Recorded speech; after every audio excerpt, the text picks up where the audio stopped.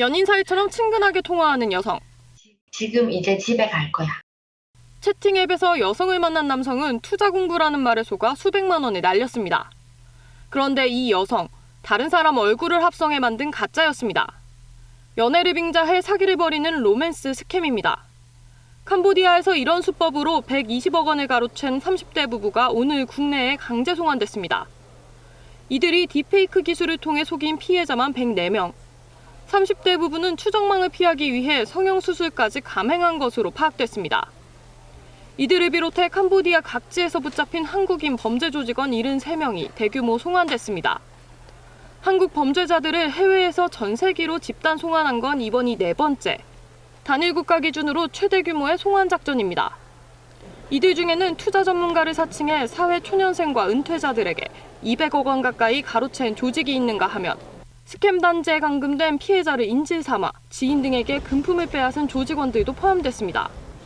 외국에서 범죄를 저지르면 처벌을 피할 수 있다고 생각하는 것은 크나큰 오산입니다. 우리 국민에게 피해를 끼치는 범죄에 대해서는 국내를 막론하고 끝까지 추적, 검거하여 수사당국은 전세기를 타자마자 이들에 대한 체포영장을 집행했고 이후 전국 지방경찰청으로 압송해 구체적인 범죄 혐의점을 파악할 방침입니다. KBS 뉴스 정혜주입니다.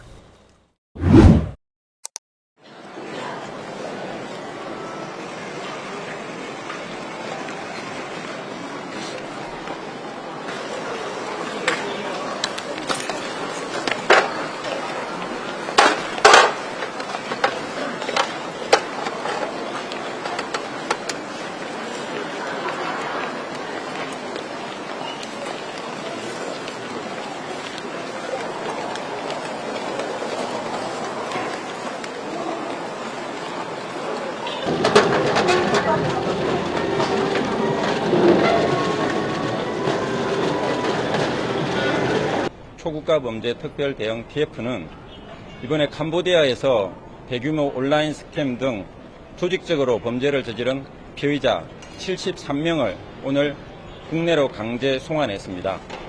이들은 대부분 현재 캄보디아에서 활동하고 있는 코리아 전담반에서 근무했습니다.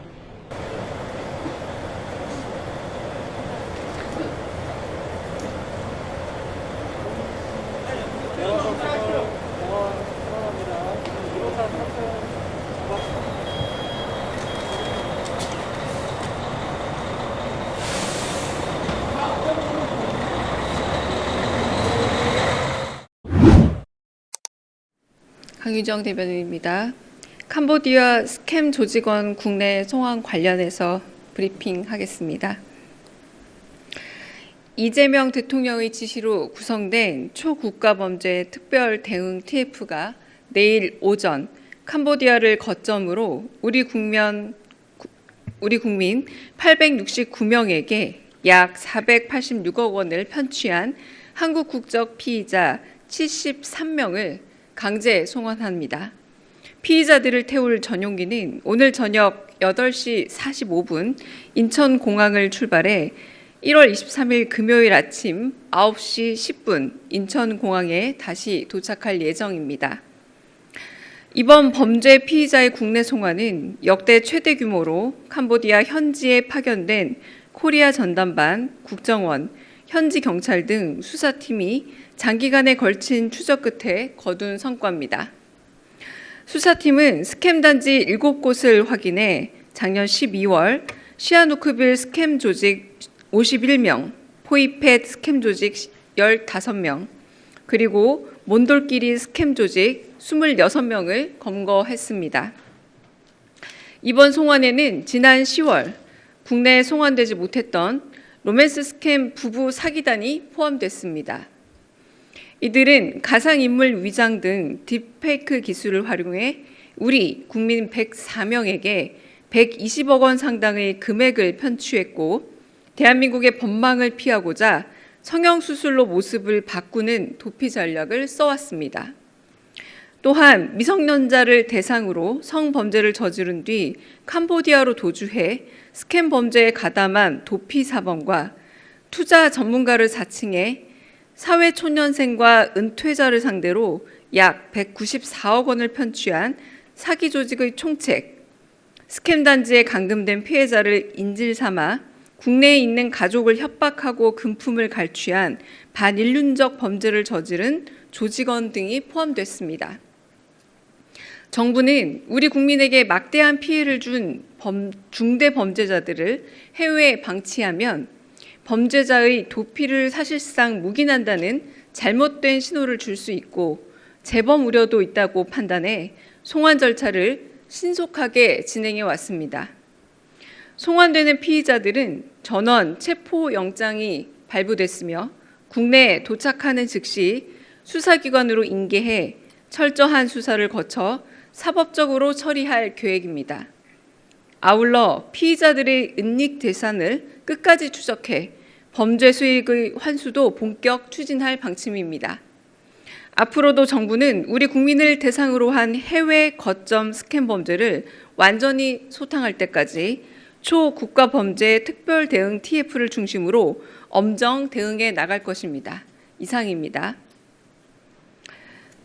보도 참고용 인포그래픽과 그리고 영상 자료 등은 브리핑 끝나는 대로 배포하겠습니다.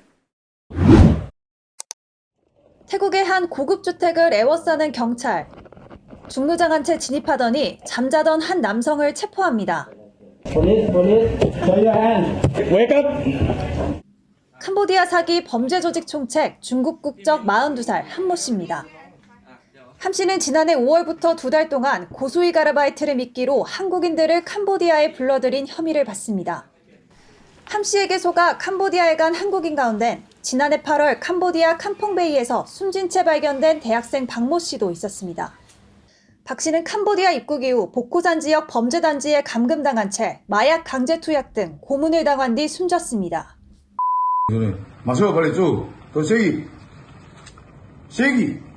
함 씨 컴퓨터에선 노비란 이름으로 저장된 통화 기록과 협박용으로 보이는 고문 영상이 여럿 발견됐습니다. 동기 충격. 토처. 앞서 지난해 11월 박 씨를 살해한 혐의를 받는 리광호 등 일당을 캄보디아에서 검거한 법무부와 수사당국은 함 씨가 태국으로 도주했다는 첩보를 입수하고 추적해왔습니다. 이후 CCTV 추적과 통신수사 등 태국 수사당국과의 국제공조 수사를 통해 한 달여 만에 또 다른 주범 함 씨를 체포한 겁니다. 법무부는 신속하게 범죄인 인도를 청구해 함 씨를 송환하기로 했습니다. 경찰은 박 씨 살해와 관련된 범죄인들을 국적과 관계없이 끝까지 추적하겠다고 밝혔습니다. KBS 뉴스 박서빈입니다.